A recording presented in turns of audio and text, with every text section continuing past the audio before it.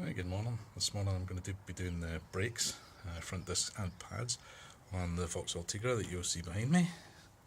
That's the car there. It needs new discs and pads. There's a set line there. This car's actually up for sale, but I'm going to do the discs and pads anyway. I'll show you how it gets done. First job is to remove the wheels, so here's what we're going to do with that. But I'll get the wheels off first and then I'll come back to you.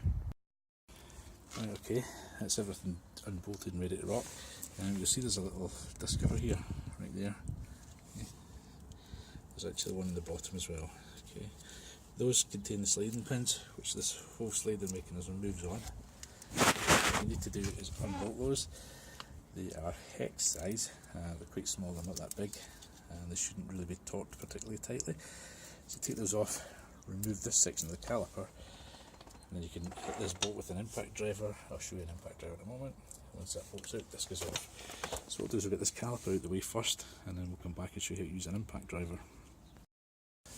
Okay, this caliper off. As you see, you just undo the two slider bolts. They don't come all the way out, they just come out far enough that it actually lifts off the carrier. And as you can see, I've taken one of the pads out already. This is the pad that goes this side into the piston. You can tell because it's got a clip to retain it. So next job is to push this piston all the way back in. It shouldn't be too difficult. The brakes on this were done not that long ago. You can use a G-clamp. You might even be able to use your hands on some of these. It's not particularly difficult. What I would suggest is if you find it's a struggle to get it in, use a G-clamp, undo the bleed nipple, wind it in that way. Another thing you should probably do is open the bonnet and open the brake fluid reservoir, because if you're not, what you're trying to do is compress brake fluid back the way. If you get the lid off it, I mean, the air compresses, but not that much. If you've got the lid off the master cylinder, when you push this back, it means somewhere for the displaced fluid to go. So the next job, piston in, and then we'll show you how to fit the brake pads. So you see, that's the new brake pad fitted in there. Okay, can't drop the other one in. It goes like this mount here. I can't actually drop that in until we undo that screw and remove the brake disc. So that's the next thing I'm going to do. I'm going to use a tool called an impact driver. It looks like this. What actually happens is this bit here goes in to the screw you wish to turn, and then you hit the end of this with a hammer, and it forces the impact driver forward and it rotates it at the same time. And you need to make sure you've got the correct bit in there. I think I'll probably change that for a different one. This one feels a bit loose. It's the tightest fit you can get on that. Brilliant. Hit this as hard as you like and it will rotate and undo the bolt. It's great for removing stuck screws and not damaging threads. So that's the next job. Change a bit on this and whack that into place. I'm going to try and show you how it's done. Right, okay, I'm going to try and find a balance point for the camera, and I'll show you how easy it is to remove one of these.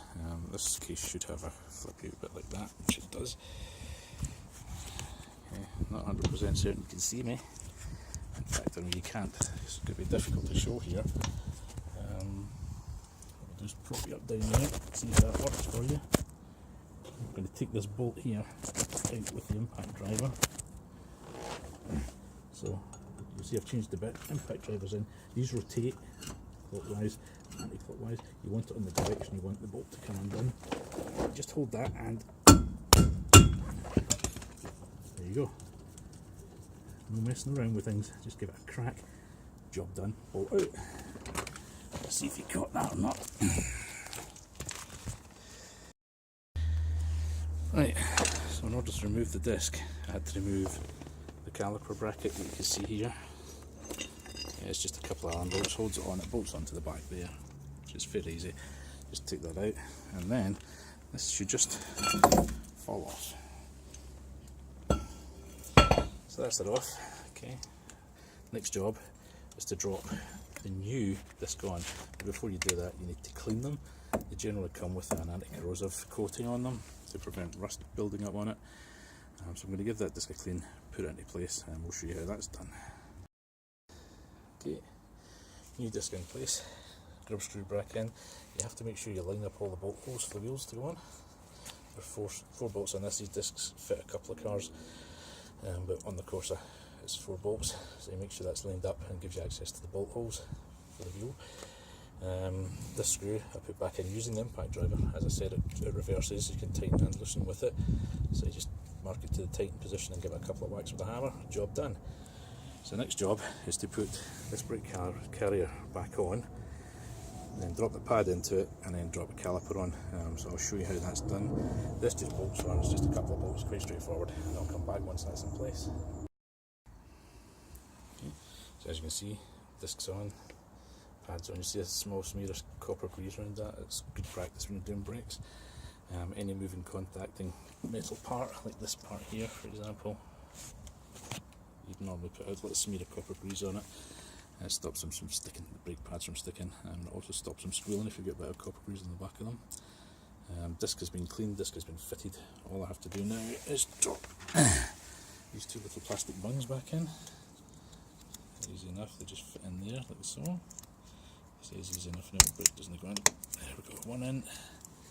The second one goes on down here. Again, doing this blink, just that's that in.